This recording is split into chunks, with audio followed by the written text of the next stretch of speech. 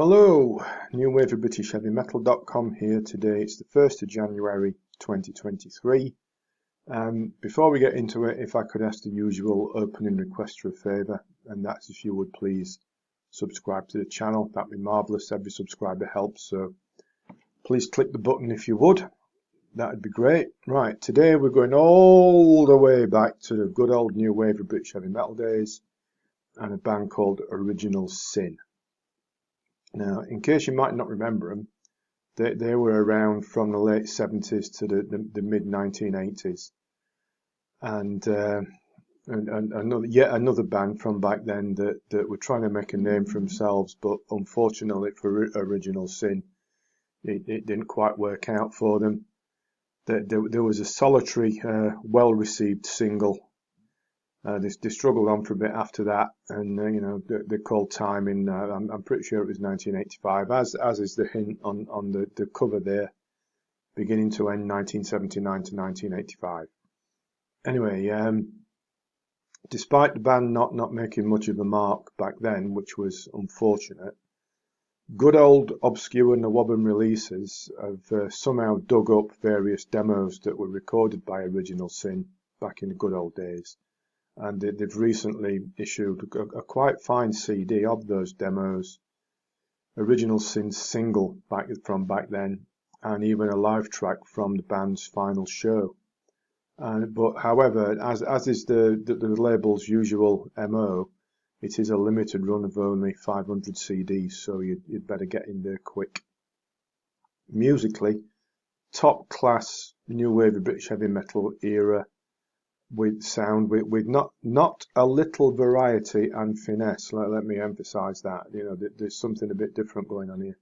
Sometimes a bit quirky, sometimes a bit melodic, sometimes a bit bluesy, and towards the end there's some definite leaning towards progressive metal even. That's the kind of variety we've got going on here. There's riffs aplenty, cutting and slashing away. The guitar interplay is excellent, adding a rock solid rhythm section and some fine vocals, and it's quite a package overall that Original Sin had. But unfortunately, chalk them down as yet another talented band from back then who didn't have the breaks to get out and to go on to bigger things. But here we've got 16 tracks covering a number of studio demo sessions, that aforementioned live recording from the final show.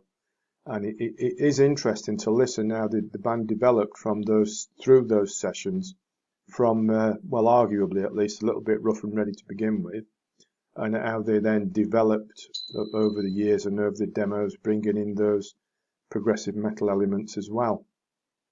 Just some highlights off that. Warning is one of those more proggy efforts. We got Make a Stand and We All Make Mistakes, have some of that quirky bluesy edge, though they punch as well, quite catchy. Demon and Vicious City, excellent harder edge numbers featuring some really fine guitar work. And then as we move on throughout their demo recordings, we get more towards that progressive side with songs like Warning that I've already mentioned, The Shadow, Salvation and Burning, all evidence of a band who could write and put together some quite complex stuff in places, probably for comparison purposes, probably a bit like Rage for Order, Queensryche from that kind of period, if that gives you an idea of what Original Sin could do back then off their own bat. And the single live track from that final show, Close to the Edge, shows a tremendous amount of competence as well. Now, for me, Original Sin had the ability, as demonstrated by what you'll hear on this CD if you pick up a copy.